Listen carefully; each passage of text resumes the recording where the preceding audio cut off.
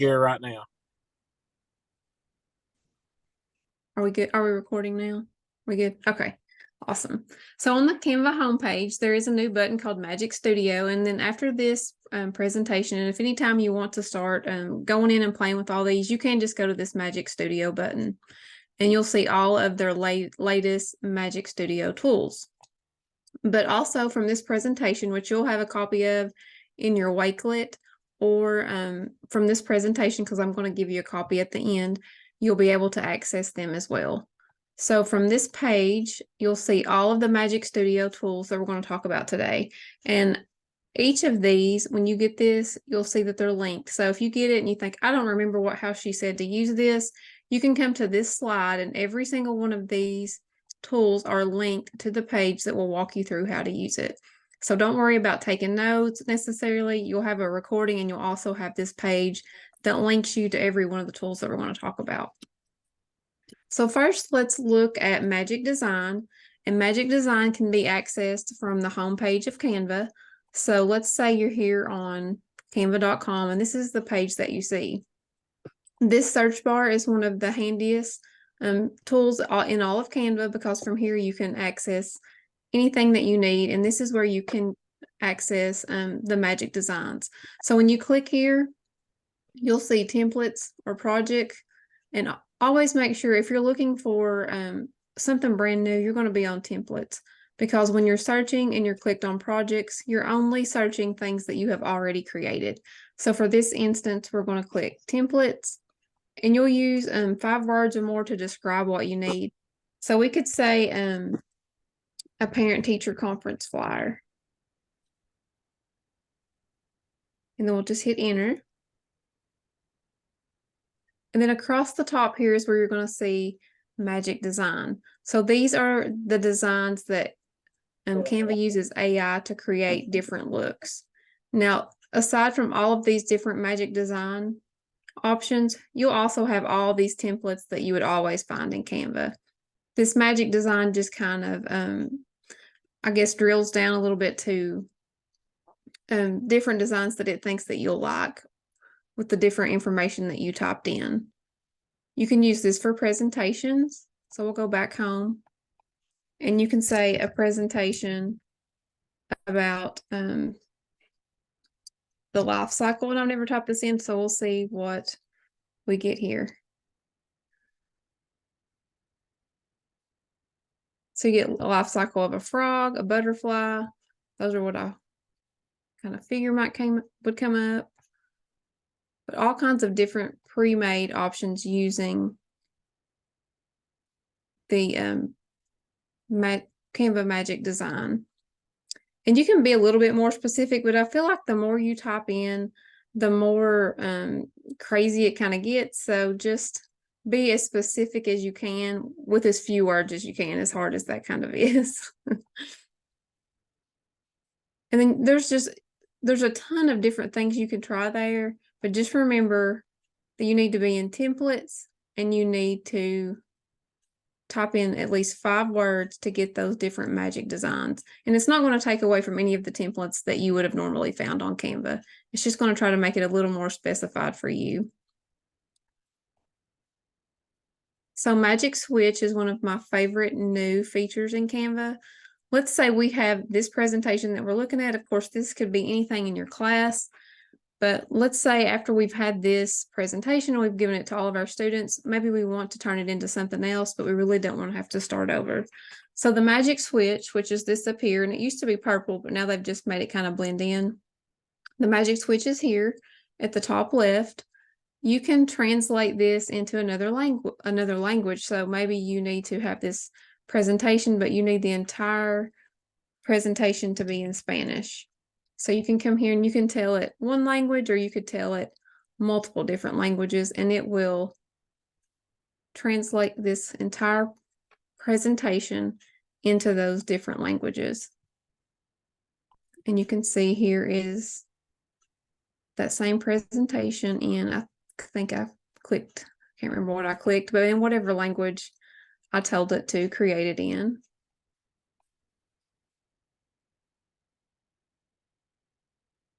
You can also use this if you want to create something like a summary. So maybe after the end of a presentation, you want to give your students a summary of everything that you just talked about. You can click on summary and transform into a doc. And of course it runs into technical issues and doesn't work for us. Let's try it again.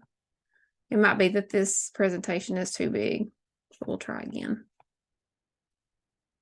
Let's refresh. And of course, with everything new, there are some bugs, so don't be surprised if you run into issues using any of these tools. If this presentation doesn't work, we'll try a different one. I think it's going to work this time though. So always remember, if it runs that error that says technical issue, just refresh your page and that might help it move along. And you'll see under this same, while this is processing, you'll get options for turning it into a poem, turning it into song lyrics. There are a bunch of fun things that you can do with the Magic Switch.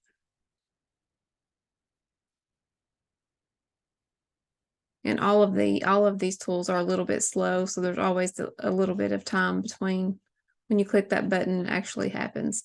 So here you can see it made a complete summary of everything that's in this presentation that I have for you guys today. And that was just with one button click. And let's see, let's look at, so there's also all these options. If you wanted to use something, maybe if you created something and you need to turn it into a social media post, or you need to turn a flyer into a presentation, there's all these different buttons that you can click to transform whatever you already have created into something completely new. But you don't have to start from scratch. You don't have to pull all those colors in, all the different fonts. It's going to take what you have already created and turn it into something new. Any questions about the Magic Switch? I feel like it is really handy, so you don't have to keep recreating something. Jamie, you got a really good question from Brandy. Are there restrictions on how items created in Canva, like how you can use them, like not for profit, etc.? There are some stipulations, and on the last slide of this presentation, it takes you to the Canva's safe and legal use of their programs.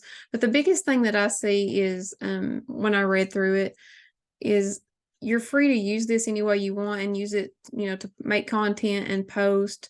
But the big thing is you can't take something you created with AI and copyright it to yourself. You can't claim that you own it and you created it, but you can use it for your own use, whether it be for, education or personal use. You just can't copyright it. Now there's a big long page of all the safe and legal use. Of course, I'm not a lawyer, but I did think somebody asked me in my other presentation. I wasn't honestly ready to answer that question.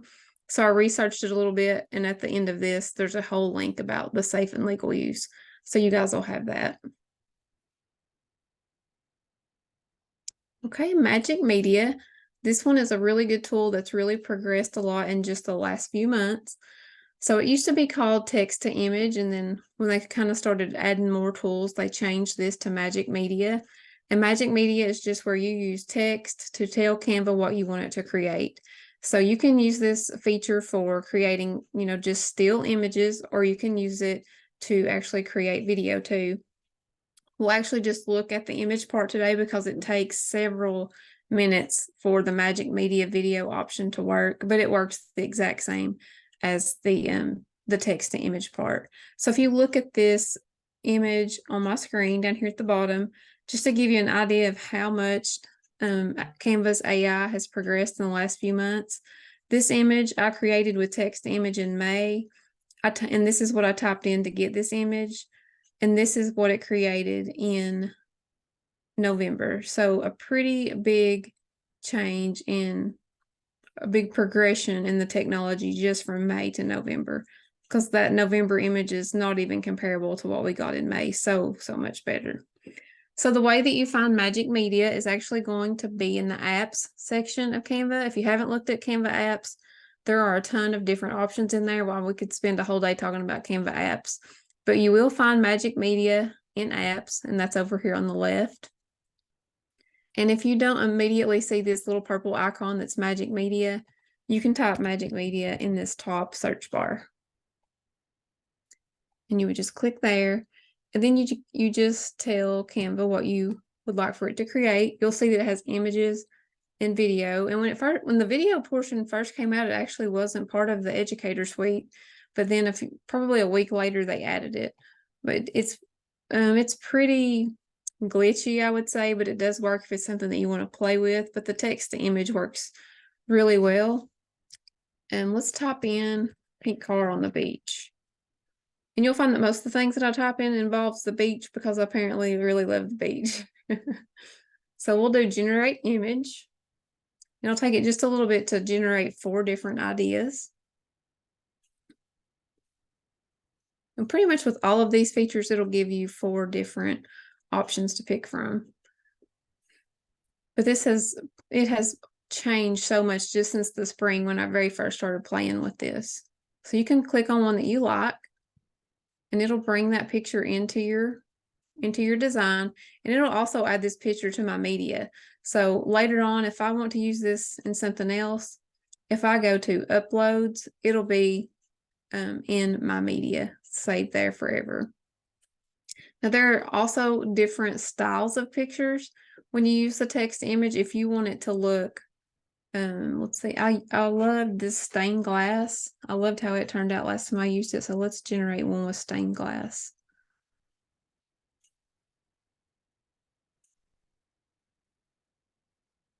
There are a ton of different options as far as how the design can look. And I love how realistic as far as stained glass that looks. Is so pretty.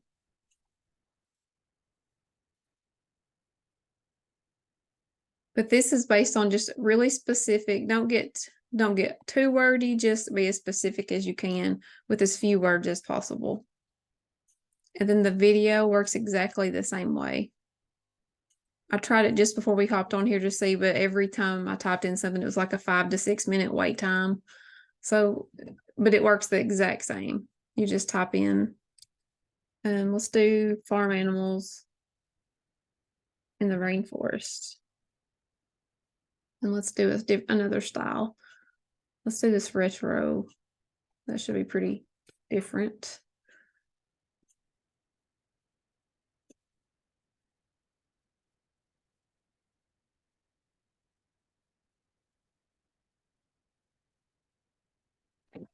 Oh, very cool. So yeah, very nice, smooth images. So much better than what you would have gotten in the spring when we typed those same things in. Okay, so that is Magic Media. So just remember to get to that, you're going to go to apps and you will search for Magic Media if it's not immediately here in your search bar. And I've used mine enough that it stays over here on the left. So after Magic Media is Magic Expand. And Magic Expand gives us the ability to add parts of the picture that are not really there with artificial intelligence. So for instance, if we had this picture of this little girl, it's very close, cropped in on her, and we need to add this extra to the side, we can do that with Magic Expand. So we'll look at a couple of examples. So this is that picture of the little girl. And we know that sometimes you have these vertical pictures and you need them to fill the page. But if we tried to fill this page with this little girl, it gets really big and you've got to decide what you want to crop off. So with Magic Expand, you don't have to do that. You will find the option for Magic Expand under Edit Photo. And most everything that we're going to look at today is going to be under this Edit Photo menu.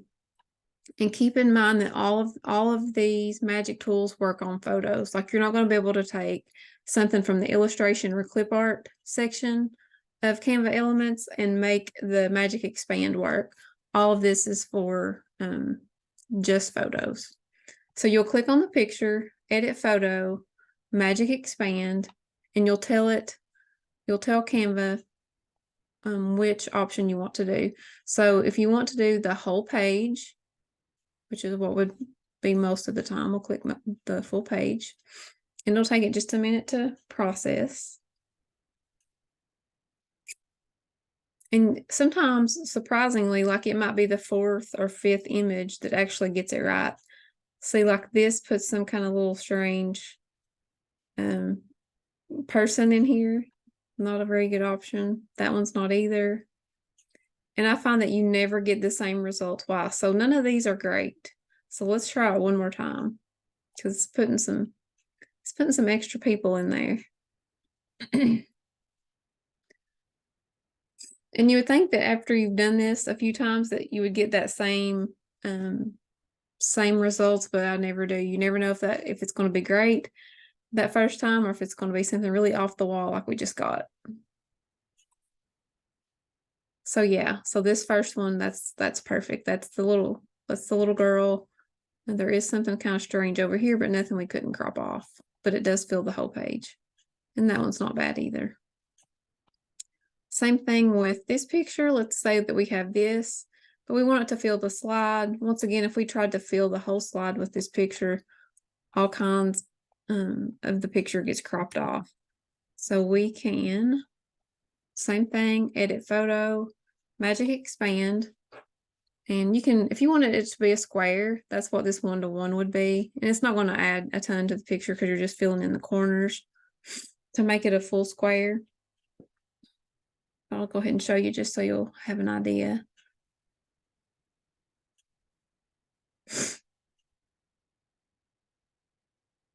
Not bad because it didn't have much to have to fill in there.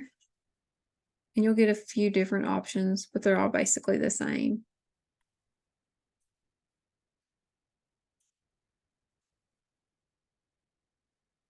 And you can do the same thing and do the whole page.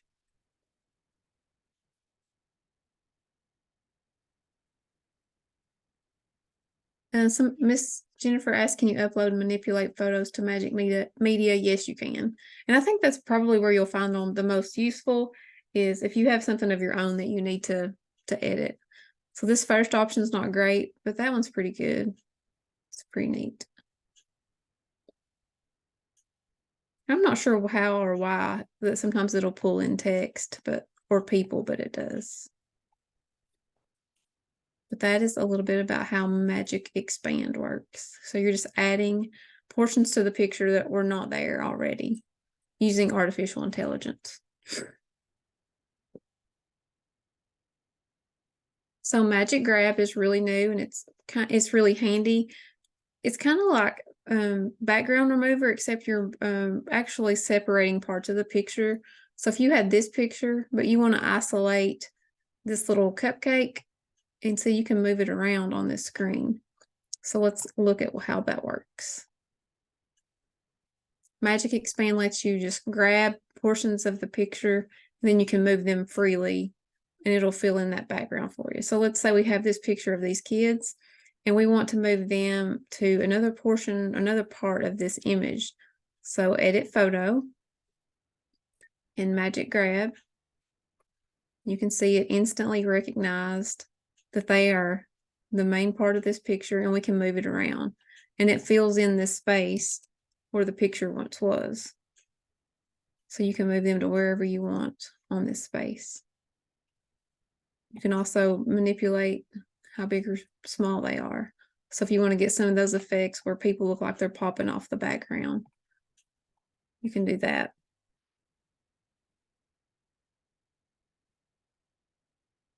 Same thing with this picture. We can separate her from the background. And we can move her anywhere we want.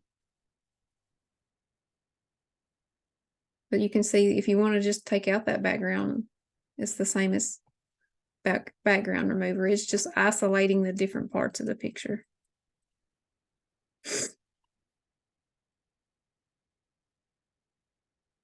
Yeah, that's one of my favorite new features too. So there's also something similar for text. It's called Grab Text, not a very unique name, but it is what it is. So Grab Text will let you edit, like if you upload a PNG or JPEG file into Canva, and maybe you like a portion of that document or the handout, but you want to change another portion of it, this will help you recognize the text in that image so that you're able to manipulate it. So we'll use this as an example. And let's just say you found this online, but you really want to change this text to something different. So this was just a PNG or JPEG that I uploaded from the internet. And you'll click on it and go to edit photo. I'm going to do grab text. And it'll take it just a little bit. And what will happen is Canva will use its library of fonts and try to find something that's pretty similar. See, that's what we had before. And then once it converted it, we got that. So it's not terribly different. But now all of this text, you can change it.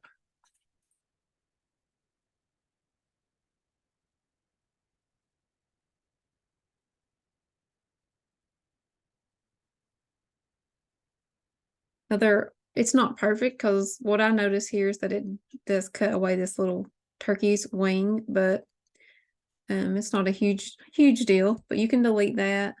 You can delete this.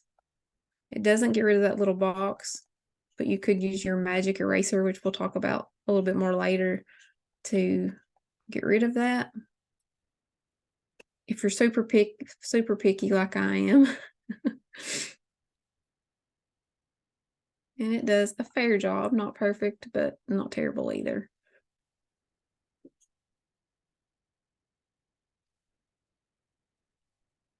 And there's this page 2, same thing. You would just click on it, edit photo, grab text, and it's going to look for the font that most closely matches that one. And it's pretty close. And then you can change all of this text too. Completely editable.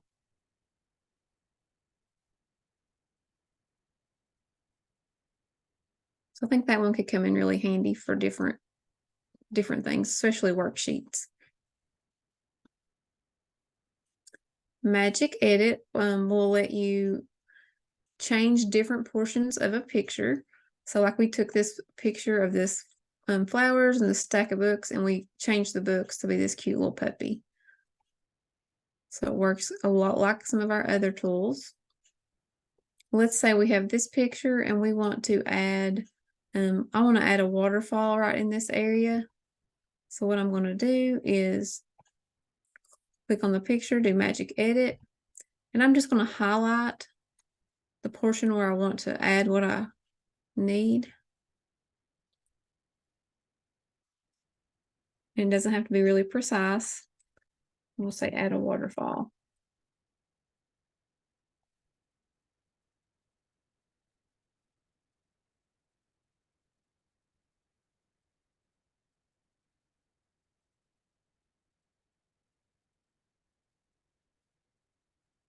So some really good options.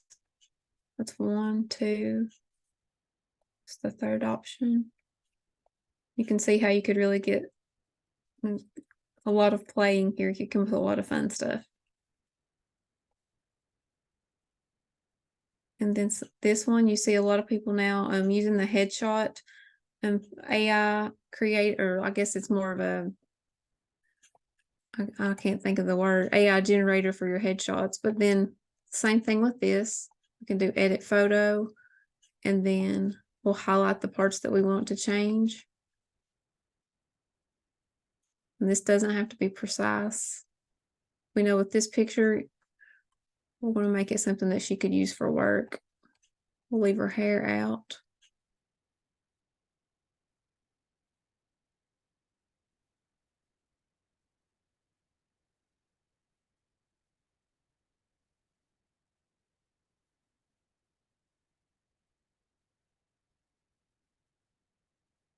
And I've had this give me some really poor options and some really great ones too. So it's just a matter of playing with it over and over.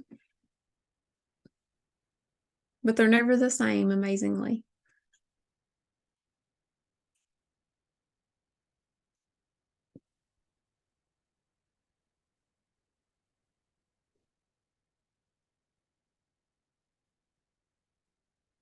Last time I used this, I put her hair in it, so it took it out. So it looks like these are not real great, but not terrible either. I've had some better ones. We'll give it one more shot.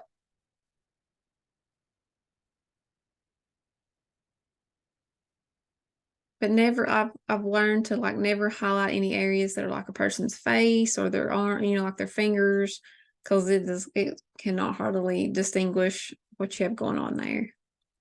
So you get some really weird stuff. I'll just be glad when it's a little bit faster.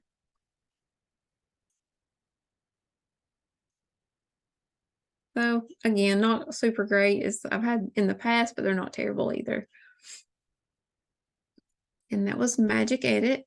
So I did this, it says avoid elements like flags and text and faces and hands. Anytime I've tried anything like that, it just looks really distorted or really messed up. And that's Canva's recommendations there. So Magic Animate is fairly, before you could animate your presentations, but you had to do it more element by element, not necessarily all in one big swoop. So that's what Magic Animate allows us to do. And this works on presentations only. So like this presentation, it has these different, I'll go into presentation mode to show you. It has these different little animations like that. And I added those with Magic Animate. Let me get back to this. There we go.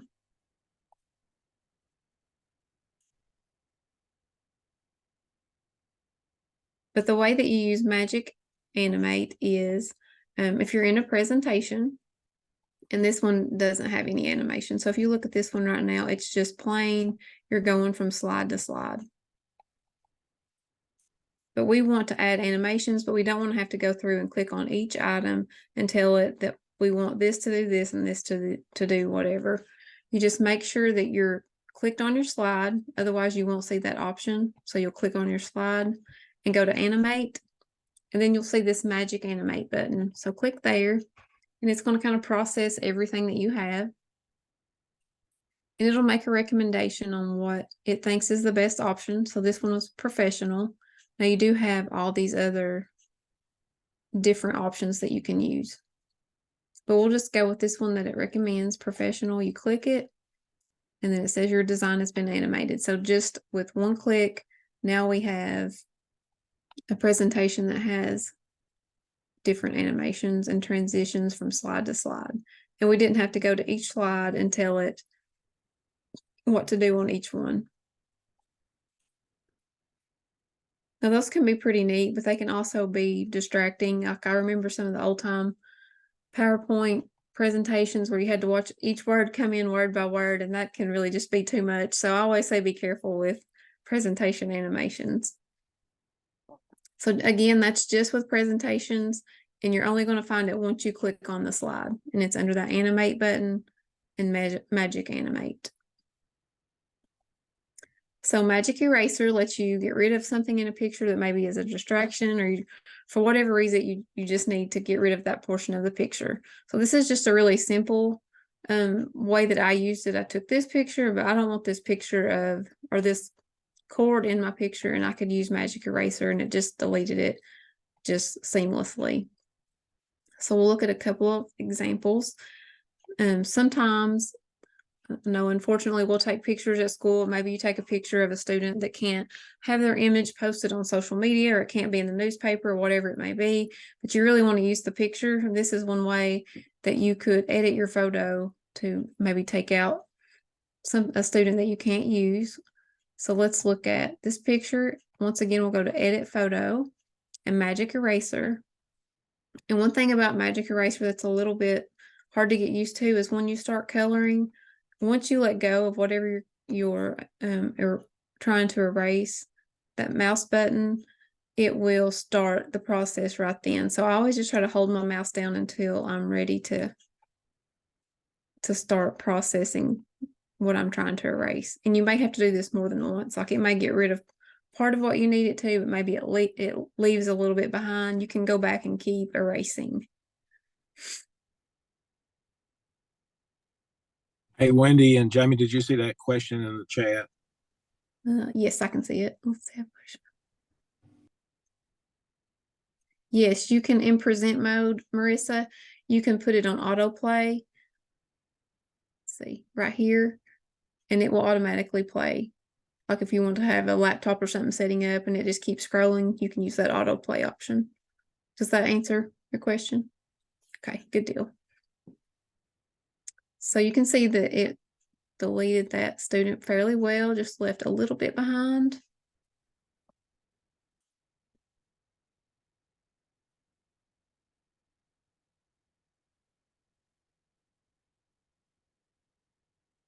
And you just can keep playing with this and keep coloring until all of the what you need removed is gone.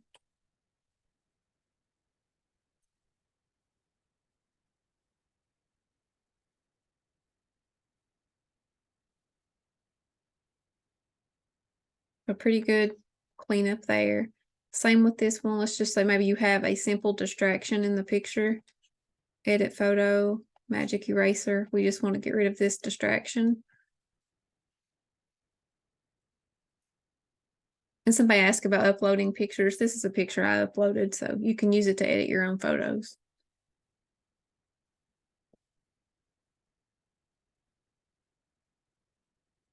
Hey Jamie, so that brush size 20, do you recommend any other sizes, or should we stick with that one, or?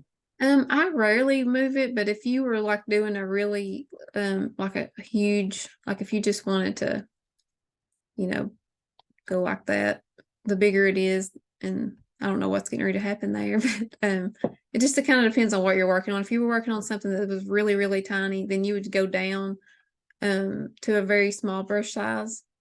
But as long as, you know, if it's something big, like I just did that whole picture there, you can use a larger brush size, but you can see that it kind of repeats the pattern a little bit more. That's kind of the problem. The bigger the brush size, the more it's probably going to have pattern repetition, and you can kind of tell that it's been edited.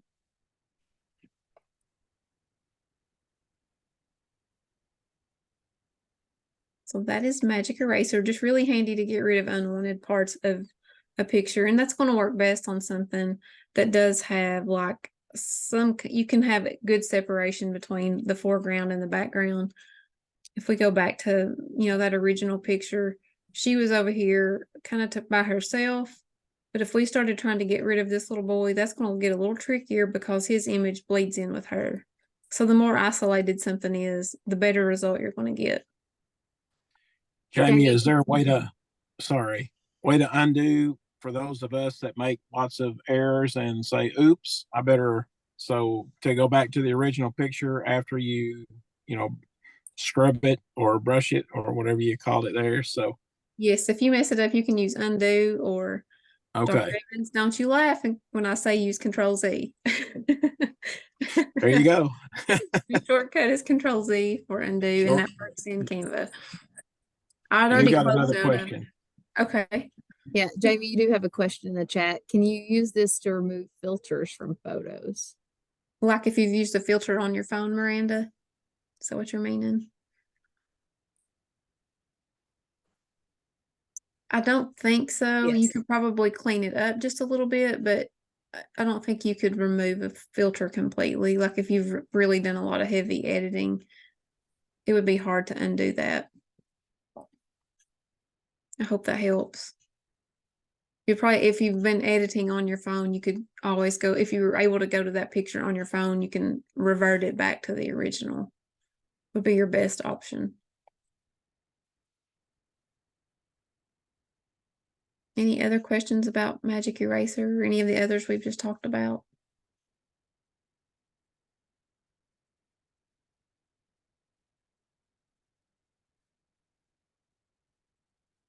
Okay, so background remover. I know that one is not really new, but if you're new to Canva at all, you may not know about it. It's one of the handiest features. So background remover will let you isolate parts of the picture so you don't have all the distraction in the background.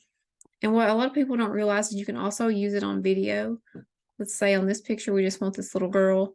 We click on her and go to edit photo and background remover. And that's a really quick one. And, you know, she's now isolated by herself. And I'll look at a few more ways that you can use background remover.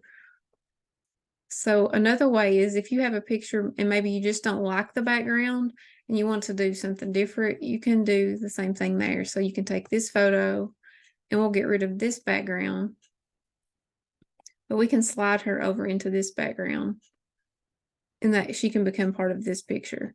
Now, if you want to get really technical and think, well, it's obvious she's not there, you can go in, and this is not a magic tool, but you can adjust the different parts of the picture, like the temperature and the brightness and contrast to make it look like that it belongs in this background. But this is under photograph adjustments. So that's kind of another use for background. You don't necessarily always remove the background because you don't want a background. Maybe you just want to change it. And then I talked about how background remover also works on video, and it works. Just keep in mind, it's kind of like all the other tools. The better the isolation of the image, that you can see this is clearly the foreground of this picture, and that's the background. So it makes it a little bit easier for it to work. So edit video, and you'll see this background remover here. And you can see that it takes that background away from the video. And the same thing could apply here. This is not going to be the best example, but if you wanted to change the background of your video, it would work the same way. You would just put the background behind it, and you can change the background of the video too. This will work best where it's easy for Canva to differentiate between what is the foreground and what is the background. Works pretty good on this little boy because everything behind him is pretty much green and yellow tones. So you could use this really well with like a green screen if you have that in your classroom. If you want to put your students maybe in front of the green screen and then put them in some kind of neat background, you could use this feature in Canva.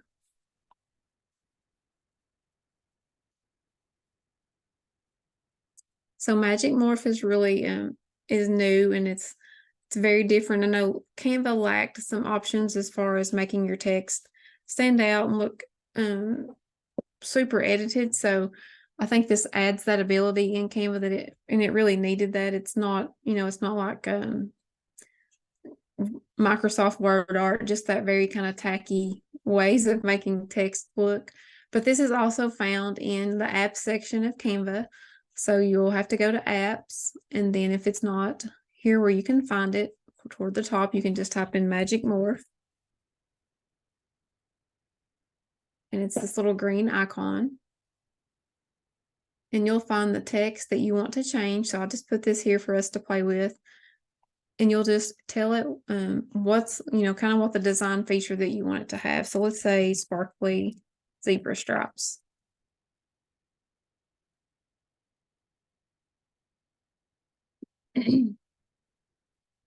And then here are some tips about how to use Magic Morph that Canva recommends, like using naturally occurring patterns, and use specific descriptions of textures.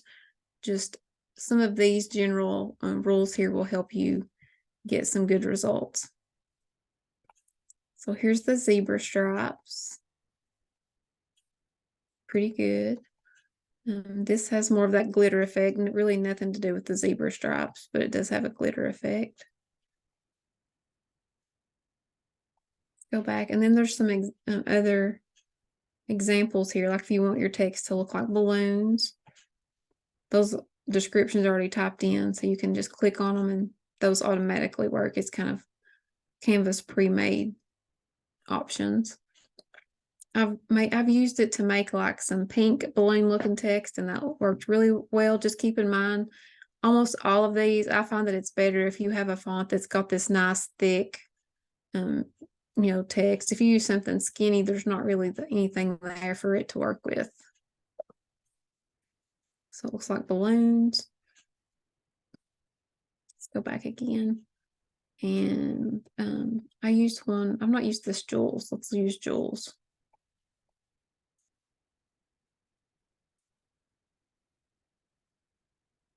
I think that one's new. I hadn't noticed it before. The ones, there was an option for pumpkins that looked really neat for Halloween.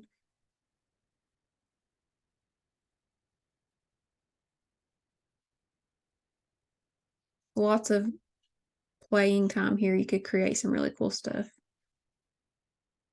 So these are the jewel tones. Some of them are pretty crazy, but there may be a time that you would want to use those. All kinds of different options.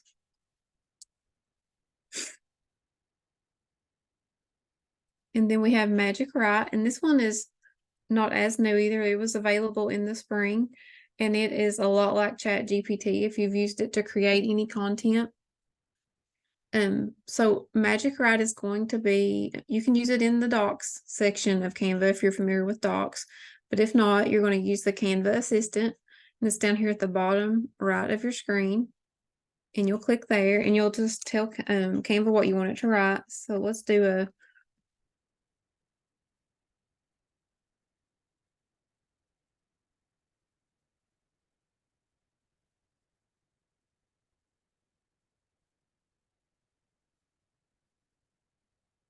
like it's kind of the same as all the others, just be really specific, but with as few words as you can use.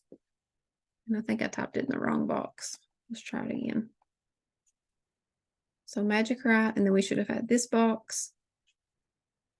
And then we type it and then do generate.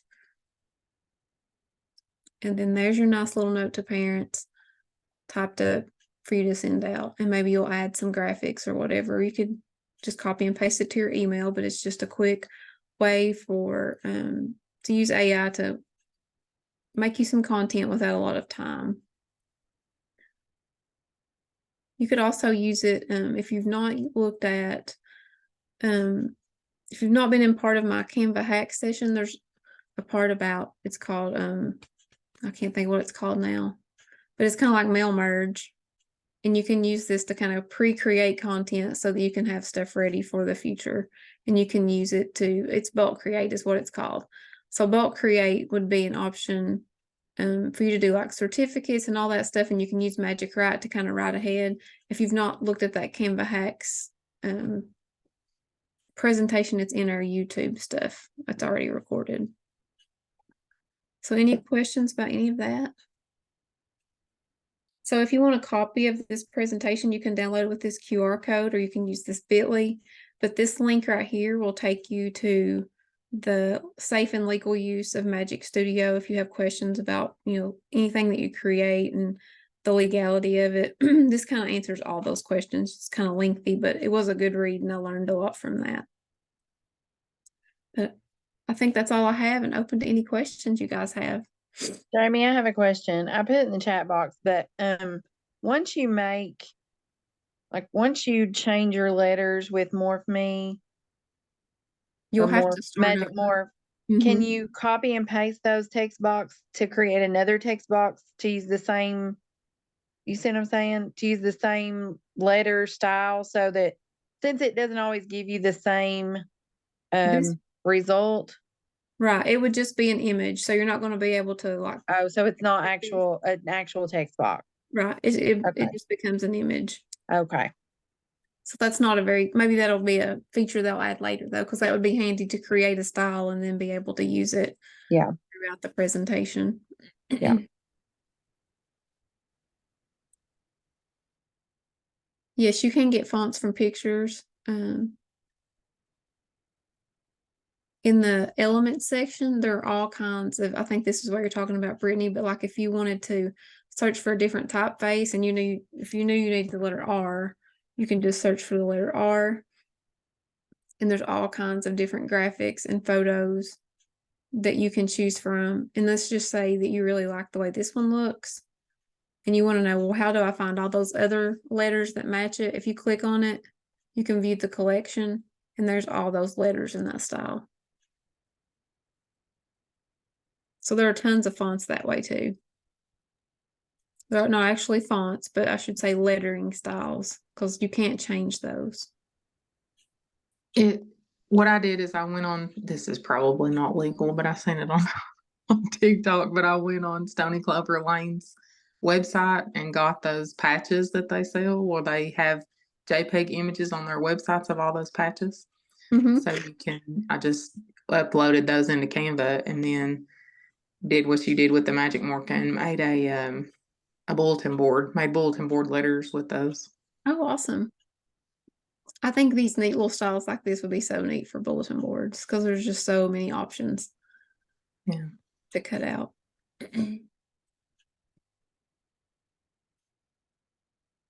There's just so many different options in Canva. Like I could come up with a different presentation every day for Canva because there's just so much. It's so deep. I hope everybody learned something that they can use today. I'm certain, yes, everybody there, the chat's starting to fill up. Yes, it was awesome, absolutely. And I will say, if you are new to Recharge or you didn't have time, you didn't attend Jamie's Canva hack session, go back, watch that while you are carving your turkey over Thanksgiving. That's one definitely to go back and watch that's in our YouTube. It is amazing, especially if you're trying to maneuver and learn Canva. She goes through how to do everything in Canva, whereas this one is kind of diving in all of the AI magic, all of that with Canva. Jamie, thank you as always. We learned so much from you. This was awesome. Yes, I want to be like Jamie when I grow up too, Callie. I agree. So that's my goal. This was awesome. I'm going to put the evaluation in the chat. Make sure that you mark that because that is your attendance for being, or your, I guess, proof for being in attendance today. I want to be a Canva master too. So maybe I'll get to play. Listen, every time I think I do something really good on Canva, then I'm like, Jamie, will you look at it? And then she tweaks it and makes it even better. And I'm like, oh, I still have so much to learn, so much to learn. So I'm getting there though. Yes, I would take Jamie's classes all the time. So thank you all so much. Tomorrow I will just kind of plug this. I know we're getting down to the wire as far as holiday break, but tomorrow we do have Miss Tressa Brown from the Heritage Council. She's going to be back with us, and so I'm really excited about her session. So hope that everyone can join us again tomorrow. It's going to be a great session again. She's super excited to be back with us. And she's going to be talking about some current issues from the Kentucky Heritage Council. So tomorrow's going to be another awesome session. And then after we come back from Thanksgiving break, we kick it off again. Lots of really great things. We're going to be right after break on the 27th. We have our first podcast session. So super excited about that. It'll be wonderful. We kick things off. So I said we wouldn't have time. We might have time for you to get some podcasting in possibly, but we'll have Jason Bear from Fayette County back and he'll kind of be introducing our podcasting. We'll be kicking that off. So lots of great things. I hope you all are enjoying Recharge so far. It's been lots of fun. Wayne, you said at the beginning when I logged in, something's mentioned about. So we are, if you look at invoice 2, I was kind of going over invoice 2. Right now, you have the opportunity to listen to some podcasting, and that's all on invoice 2. I said you probably won't have the opportunity to roll out a podcast before December 1st because you won't have your equipment yet in your classroom. Yes, the dates are incorrect. Some of the dates are wrong on the invoice, so we will fix those. So you might want to print your invoice back out. That's one of the things that we're going to check up on. Jamie and Gabby and I, we were all kind of talking about that. So I apologize. Like Jamie's date was supposed to have been Thursday, but it was actually today. So we'll get all of that fixed out for you. But we'll get all the dates correct for you before. No, you had not missed anything. I'm sorry about that. So sometimes I might give bonus points to anybody that catches my mistakes because they are kind of frequent. Sorry. But yeah, we will get that all fixed up for you. Hey Lane, how are you? And he ran off. Lane ran off on me. But yeah, we'll get dates all fixed up for you. If you all do find something though, please let me know. I know I had someone that did email me and say, hey, make sure that we didn't miss Jamie. The teacher's guide, that needs to be December, what I say, by December 1st, if you want to get paid. And then December 8th, can't remember right off. I'll email that out. I think December 8th is the latest, I think, for her. Yes, if you choose not to turn in a December invoice, you can roll it over until March. Yes. Yes. Absolutely. For those of you that are new to Recharge, some people elect not to turn one in. That's okay. You can wait and hold off until March if you want to just keep it rolling. And that's okay as well. Wendy, I'm sorry. I'm still a little confused. Do we do the student pre-test? Yes. Okay. Yes. And I'll put all of that out there for you all. Does it help when I do the little nice to-do list for you that I did last year? Yes. Okay. I can do that for you. I'll absolutely do that for you. Yes. You do not have to do the pre-survey for students. Yes, Ashley, you're correct. But I will do the nice little to-do list, and I'll have all the to-do dates. Boy, I can't even speak, so I don't know if you really want me doing it. So I will send all of that for you. And Kim, I will get Gabby to help me figure out how many student pre-tests you've actually submitted on your behalf. Yes. I don't know on that. So I'll have Gabby help me with that. Sure. We can find out for that. But yeah, I'll do a nice little to-do list. I'll have that sent. So you'll all have that tomorrow, and it'll be like, hey, this is everything you need to do, and this is the due date that needs to be completed by. If you can get at least 20, that's our goal. But if you have like 18 kids in a class and you're only using that class, Josh, 18 is close enough to 20. Perfect. And yes, you can check on the performance sheet. Great call, Ashley. You can check on your performance sheet and see what you've already turned in. That way you can check it off. So when I send you out your to-do list, I'll make a spot that you can check off. Like you can say, oh, look, I've already submitted that. Yes, I've already submitted that. That's kind of how my brain works. Perfect. Yes, I already posted but I'll submit it again for you. Here's the evaluation again. There you go, my dear. The performance sheet will show if you submitted the pretest. Yes, it'll show everything that you've done. Yep. I don't know about student test. I don't know if it shows how many, but I can get Gabby to tell us that. Right. And if you all don't have any other questions for me, then you're free to go. Have a wonderful evening. And thank you, Miss Jamie, for a fantastic session. I'll stop recording. Marlena, I did see that you won the